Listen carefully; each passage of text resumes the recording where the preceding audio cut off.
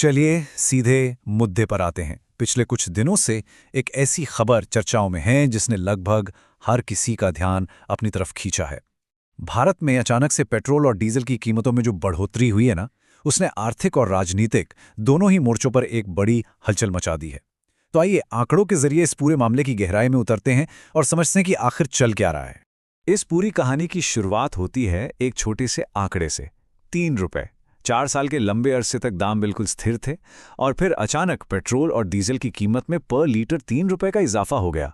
देखने में भले ये 3 रुपए का फिगर छोटा लगे, लेकिन इतने लंबे वक्त बाद हुई इस बढ़ोतरी ने पूरी इकोनॉमी में एक चेन रिएक्शन यानी एक रिपल इफेक्ट शुरू कर दिया है। पेट्रोल पंप्स पर अब नए दाम साफ दिखाई दे रहे हैं। इस नए रिवीजन के बाद अगर नॉन ब्रांडेड पेट्रोल की बात करें तो दिल्ली में ये करीब 97 रुपए 70 पैसे और मुंबई में तो 106 रुपए की भी पार चला गया है। अब सबसे बड़ा सवाल यही है कि अचानक बढ़े हुए ये दाम आगे चलकर देश के आर्थिक ढांचे और राजनीतिक माहौल पर क्या असर डालेंगे।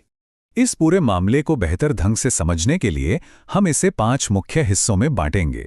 पहला है द फ्यूल प्राइस कैटलिस्ट, फिर देखेंगे डिकोडिंग द इन्फ्लेशन पजल, उसके बाद द इकोनॉमिक रिपल इफेक्ट, फिर द पॉलिटिकल बैकलैश और आखिर में समझेंगे द आरबीआई बैलेंसिंग एक्ट।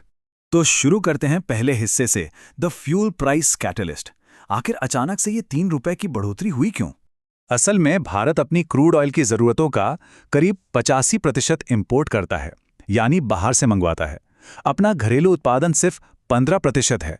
इसका मतलब बड़ा सीधा सा है, ग्लोबल एनर्जी मार्केट में आई एक छोटी सी लहर भी भारत में एक बड़ा आर्थिक तूफान ला सकती है।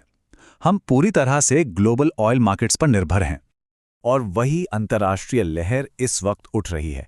वेस्ट एशिया में जो कॉन्फ्लिक्ट्स चल रहे हैं, खासतौर पर अमेरिका, इजराइल और ईरान के बीच का तनाव, उसकी वजह से ब्रेंट क्रूड ऑयल सीधा $100 पर बैरल के पार निकल गया है।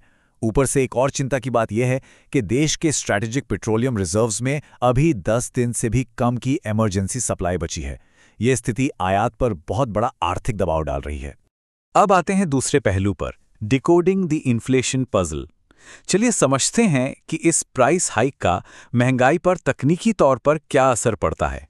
डेटा में उलझने से पहले बस 2 बेसिक टर्म्स को क्लियर कर लेते हैं। एक है सीपीआई यानी कंज्यूमर प्राइस इंडेक्स, जो ये बताता है कि आम घरों में महंगाई का क्या असर हो रहा है, और दूसरा है डब्ल्यूपीआई यानी होलसेल प्राइस इंडेक्स। ये प्रोड्यूसर लेवल के खर्चों को मापता है। असल में डब्ल्यूपीआई इकोनॉमी के लिए एक अर्ली वार्निंग सिग्नल की तरह होता है, क्योंकि जो दाम आज होलसेल में बढ़ेंगे वो कल रिटेल मार्केट में तो आएंगे ही। अब इन आंकड़ों में जो सबसे दिलचस्प बात निकल कर आती है वो है इन दोनों के बीच का जमीन आसमान का अंतर। अप्रैल 2026 में रिटेल इन्फ्लेशन यानी सीपीआई सिर्फ 3.48% पर कंट्रोल में थी, लेकिन वहीं दूसरी तरफ होलसेल इन्फ्लेशन यानी डब्ल्यूपीआई उछलकर सीधा 8.30% पर पहुंच गई, जो पिछले 42 महीनों का सबसे ऊंचा स्तर है। ये अंतर वाकई काफी चौंकाने वाला है। इस अचानक बढ़े हुए डब्ल्यूपीआई के पीछे का मुख्य कारण है ये आंकड़ा, 13.15%। होलसेल बास्केट में अकेला फ्यूल और पावर कैटेगरी का वेट 13.15% होता है। तो हुआ ये कि अंतर्राष्ट्रीय तेल महंगा होने से होलसेल लेवल पर इन्फ्लेशन एकदम रॉकेट की तरह ऊपर भागा, जबकि रिटेल यानी सीपीआई में फ्यूल का डायरेक्ट वेट थोड़ा कम होता है, इसलिए वहां इसका असर तुरंत उतना नजर नहीं आया। और यही अंतर हमें तीसरे हिस्से की तरफ ले जाता है, द इकोनॉमिक रिपल इफेक्ट। अब यह होलसेल मार्केट की आग आम बजट तक कैसे पहुंचेगी? चलिए इस डोमिनो इफेक्ट को जरा ट्रेस करते हैं। भारत में करीब 40% ईंधन सिर्फ डीजल के रूप में इस्तेमाल होता है। अब जैसे ही डीजल महंगा होता है, सामान इधर से उधर ट्रांसपोर्ट करने का खर्चा यानी फ्रेट रेट्स 3 से 3.5% तक बढ़ जाते हैं। उसी डीजल से खेती के ट्रैक्टर्स और पंप्स भी चलते हैं, तो फसल उगाने की लागत भी बढ़ जाती है। नतीजा, एफएमसीजी और खाने पीने की चीजों के दाम बढ़ते हैं और घूम फिरकर आखिर में रिटेल महंगाई यानी सीपीआई बढ़ ही जाती है। एक्सपर्ट इकोनॉमिस्ट्स ने अब इसका हिसाब लगाना शुरू कर दिया है कि ये सब आम जनता को कितना महंगा पड़ने वाला है। आईडीएफसी फर्स्ट बैंक की माने तो इस 3 रुपए की वृद्धि से सीपीआई में 12 बेसिस पॉइंट्स का डायरेक्ट उछाल आएगा। और वहीं इंडिया रेटिंग्स का कहना है कि अगर इसमें हाल ही में दूध और बाकी चीज़ों की बढ़ी कीमतें भी जोड़ ली जाएं तो ये असर 42 बेसिस पॉइंट्स तक जा सकता है। इस पूरे फ्यूल हाइक का सबसे साफ असर आने वाले जून महीने के सीपीआई डेटा में देखने को मिलेगा। अब आते हैं चौथे हिस्से पर, द पॉलिटिकल बैकलैश। 4 साल तक दाम रोके रखने के बाद अचानक आई इस तेजी ने राजनीतिक विरोध को भी हवा दे दी है। विपक्ष की आवाज़ों में एक बड़ा नाम आम आदमी पार्टी के राज्यसभा एमपी संजय सिंह का है। यहाँ उनका थोड़ा बैकग्राउंड समझना ज़रूरी है। वो 2018 से एमपी हैं, 2023 में उन्हें ईडी ने अरेस्ट किया था और हाल ही में वो दोषमुक्त हुए हैं। ये कॉन्टेक्स्ट उनकी इस वर्तमान आलोचना को और ज़्यादा वजन देता है। उनका ये स्टेटमेंट इस राजनीतिक तपिश को एकदम बखूबी दर्शाता है। संजय सिंह ने सीधे तौर पर सरकार पर आरोप लगाया है कि चुनाव खत्म होने तक जानबूझकर कीमतें रोके रखी गई थी और अब महंगाई का ये नया बोझ देशभक्ति के नाम पर डाला जा रहा है। विपक्ष के कुछ और मुख्य तर्क भी यहां देखने को मिलते हैं। एक दावा यह किया जा रहा है कि सस्ता रशियन तेल खरीदने का दबाव असल में अमेरिका की तरफ से है और सरकार उसी के निर्देशों पर काम कर रही है। साथ ही यह सवाल भी उठाया गया है कि एक तरफ सरकार लोगों से तेल बचाने की अपील करती है और दूसरी तरफ बड़े बड़े आयोजनों में ईंधन खर्च होता है। इसके अलावा कमर्शियल और छोटे गैस सिलेंडर्स की लगातार बढ़ती कीमतों को लेकर भी विपक्ष ने जोर शोर से मुद्दा उठाया है। और अब आखिर में चलते हैं 5वें हिस्से पर, द आरबीआई बैलेंसिंग एक्ट।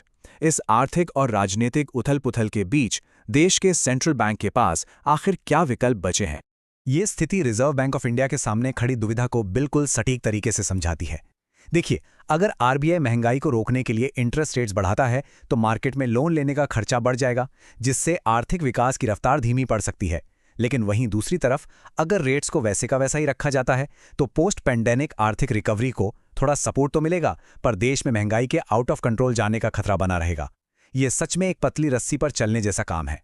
इन सभी आर्थिक समीकरणों को देखते हुए इकोनॉमिस्ट्स का मानना है कि आरबीआई अभी शायद कोई जल्दबाजी नहीं करेगा और रेपो रेट को 5.25% पर ही बरकरार रखेगा। आरबीआई की सख्त नज़र अब सीधे तौर पर अंतर्राष्ट्रीय क्रूड ऑयल की कीमतों और आने वाले मॉनसून पर टिकी होगी, क्योंकि असल में यही दो फैक्टर्स आगे चलकर देश में फूड इन्फ्लेशन और महंगाई की दिशा तय करेंगे। तो इस पूरे विश्लेषण के आखिर में सबसे बड़ा सवाल यही आकर खड़ा होता है, पॉलिसी मेकर्स आखिर अंतर्राष्ट्रीय क्रूड शॉक्स, घरेलू महंगाई और इस भारी राजनीतिक दबाव को कैसे बैलेंस करेंगे, वो भी देश के आर्थिक विकास को धीमा किए बिना। ये एक ऐसी जटिल चुनौती है जिसका असर हर एक नागरिक के पॉकेट पर पड़ने वाला है। इस विषय से जुड़े नए आंकड़ों और डेवलपमेंट्स पर हमारी नजर बनी रहेगी, क्योंकि असली आर्थिक कहानी तो बस अभी शुरू ही हुई है।